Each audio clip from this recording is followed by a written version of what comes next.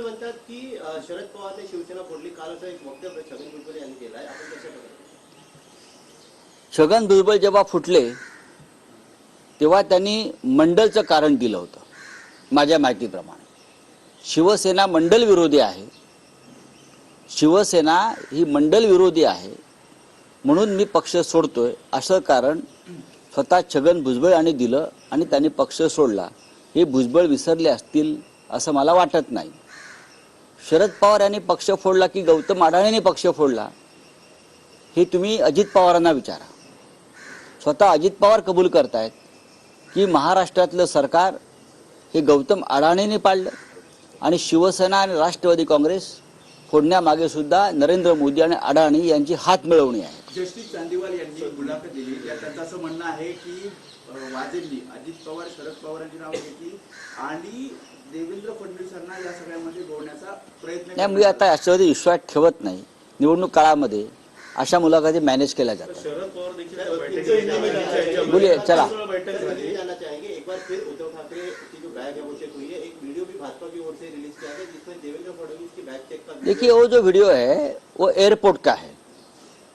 Airport में सबका bag का जांच होती है। वो एयरपोर्ट का वीडियो आप देख लीजिए। झूठे बोलने वाले लोग हैं, झूठ बोलने वाले लोग हैं। एयरपोर्ट पे सबके बैगों का तलाश होता है, प्रेसिडेंट का भी होता है। ये क्या नई बात है उसमें?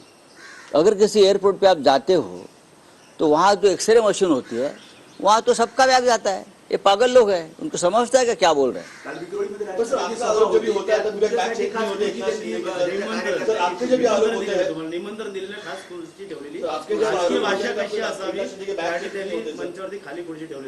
कोणाची भाषा?